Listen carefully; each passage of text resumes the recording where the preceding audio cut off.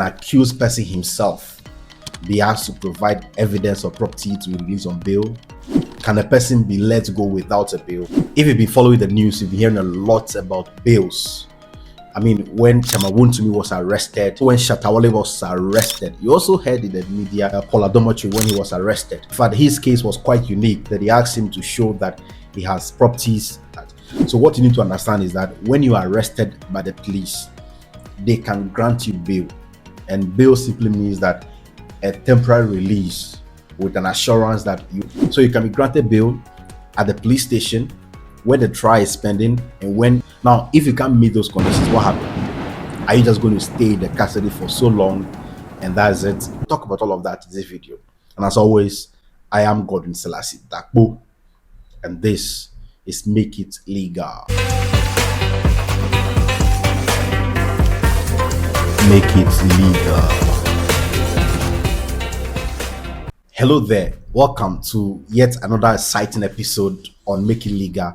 On this episode, we are going to be talking about bail conditions and bails. You hear it in the news that he's been granted bail in the sum of 10,000 Ghana cedis, 10 million Ghana cedis, and he should provide sureties, he should provide that, he should show that he has landed property. You hear all of that in the news. What do they really mean when we talk about bail? In the criminal proceedings, and these bills we talk about always come with conditions. What do those conditions mean? Must I pay the amount that is the bail amount? Must I pay to be released on bail? Can accused person himself be asked to provide evidence of property to be released on bail? Can a person be let go without a bail? If you've been following the news, you've been hearing a lot about bails.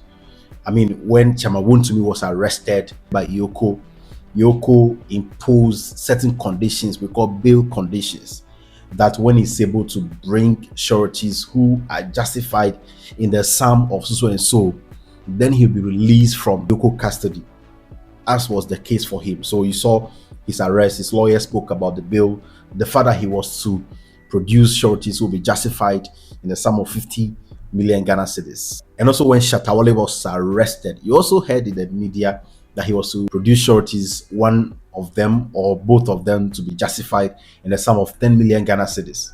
So you also will hear some amount of money or evidence of property when we talk about bail. And you hear that. You also heard that for Paul Adomochi when he was arrested. In fact, his case was quite unique, that he asked him to show that he has properties registered within a jurisdiction in his own name, and then he'll be released on bail. And I mean, later that was varied to ensure that other persons produce evidence of, having some property or assets to meet the bail conditions so that he can be released on bail. So that is also there. I mean, a lot of them, Dubahini, his arrest and detention also follow with bail conditions for him and as well as the wife and all of that.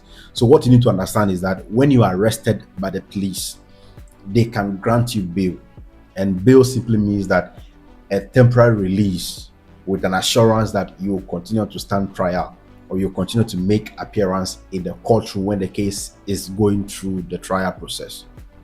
So when you are granted bail, it means that your freedom was temporarily suppressed and you were restrained and kept in custody, but you can be let go with the assurance that you'll be coming to court when the case is called and you'll not run away from the prosecution of the case. That is what bail means. It's a temporary release so you could come back to continue the case and ensure that your guilt or innocence is proved before you are finally let go or you are finally detained or kept in prison. And once you are arrested by the police, so at the police station, the police can also grant you bail. They can ask you to go home on assurance that you produce a person or two whose house they will go and inspect, whose identity they will inspect, and they will sign a bail form. So the police has the power to grant you bail, and they can grant that you should be temporarily released until you are arraigned before a court and all of that. And again, you can be granting bail when you are sent to the court. Okay, that is bail pending the trial of the case by the court. And once the bail is granted, you will attach some conditions. I will talk about that in more detail soon. Then again, when you have been convicted of the crime, you are found guilty and you are in prison, then your lawyers appeal the case to the higher court. While at the court of appeal, you can actually be granted bail again. Once they lodge an appeal challenging the judgment that led to your conviction, you can apply to the court and say that you should be granted bail pending the determination of the appeal. In other words, be released from the prison custody and stay at home and be coming to the court until the appeal is determined. So you can be granted bail at the police station when the trial is pending and when an appeal is pending. You can be granted bail. When you are granted bail, they always grant it with a condition. In other words, they impose certain conditions that when you meet them, then you'll be released from the custody. In other words, if you don't meet those conditions, even though you are granted bail, you can still be kept there. I've had instances where people were granted bail with certain conditions, they are unable to meet those conditions. Now, if you can't meet those conditions, what happened? Are you just going to stay in the custody for so long and that's it? Certainly, you're going to stay there until the conditions are met. So you can apply to the court that the conditions are too high, too harsh, or too onerous, and it should be varied. In other words, the amount should be reduced. If you are to produce two sureties with one justified in a sum of say 10 million Ghana cedis, you can say that it is too much. The court should reduce it to say 5 million Ghana cedis, and that can be that they can vary the bail conditions or the bail terms for you. I mean, once it's varied, then you be sure that that condition is met, and if it is met, then you'll be released out of custody. If it is not met, you'll still be in custody until the case is concluded. That is how it is. Now, what is important to note is that you heard me mention the word surety, surety, surety, surety, surety. What does that mean? Surety is simply a person who is known to you, either a relative, a friend, a neighbor, who is willing to stand in for you and say that, yes, I know you, I know where you stay. If you don't come and continue trial, I can ensure that you are brought to come and continue trial. I can find you and bring you. And that person will come forward and the court will say that as part of the conditions, he should show that he has so and so amount of money in assets. He should show that when we look at all his personal properties and landed properties and what have you, the value of such properties can be so and so amount of money. And if he has such properties of such value, then he'll be qualified to be a surety who is justified. So they will take his Ghana card, they will take certain ID cards just to ensure that he is well identified. And they will take documents belonging to him on the landed properties that he has. So I give you a clear example of what happened in the case of Shatawale. He was given a bail amount of 10 million Ghana cedis and he was to produce sureties justified. Now, one of the sureties was to be justified. Justification here was that that person should show or should justify that he has properties that are worth 10 million Ghana cedis. And I mean, they subsequently varied the amount to 5 million Ghana cedis. And they produce a person who has such amounts of property or such value of properties, and the justification was true. So he was released from the Yoko custody. Once he was able to produce a person who has such level of property equivalent to the amount in question, he was released. The same thing for Chamawun to me, the same for Shatawale, the same for Paula Dormitory. Now, what I need to pick from this video is that when you are given a bail condition, an amount is mentioned, you are not to pay the amount. You are not to pay the 5 million Ghana cedis, 50 million Ghana cedis, and all of that as a bail amount before the suspect or the accused person will be released on bail. You are not to pay the amount at all. You are not to pay. Your sureties are only to show that they have properties, particular landed properties, that are equivalent to the amount being talked about. So when Brian Echapo also came forward to stand in a surety for Chamawun to me, he showed evidence of landed properties he has acquired in his name that has value equivalent to the 50 million Ghana cedis. And once he demonstrated that, the Chamawun to me was released on bail. That is what it means. And once you are granted bail, the conditions would always impose that there should be 2 or more sureties, and 1 or 2 of them should be justified. The justification will mean that they should show that they have property that is equivalent to a particular sum of money, and the judge will determine the amount based on the value of what is at stake. Once you run away and you refuse to come to court, they are going to go after the property that was used by the surety.